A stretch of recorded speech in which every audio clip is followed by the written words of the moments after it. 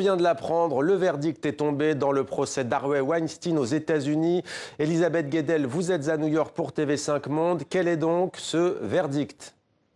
Alors, Harvey Weinstein a été reconnu de 2 chefs d'accusation sur les 5, reconnu coupable d'agression sexuelle à l'encontre de son ancienne assistante de production, Mimi Alehi. C'était en 2006, dans l'appartement de l'ancien producteur ici à New York, et reconnu coupable de viol au 3e degré en 2013 à l'encontre de Jessica Mann, la 2e plaignante, donc une jeune actrice à l'époque, donc au 3e degré, ce qui signifie que Harvey Weinstein est reconnu coupable de l'avoir violée sans qu'elle puisse donner son consentement, et ce qui est punissable jusqu'à 4 ans de prison. Mais Weinstein n'est pas reconnu coupable des charges les plus graves, c'est-à-dire pour le viol au 1er degré à l'encontre de Jessica Mann.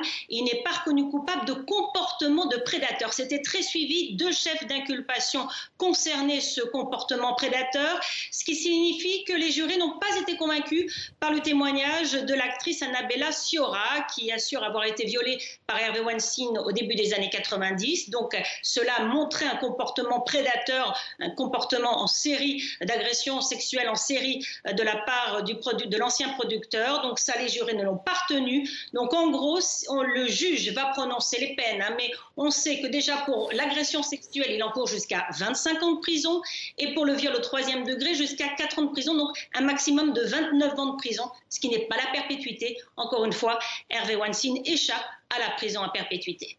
Merci Elisabeth pour le détail de ce premier verdict.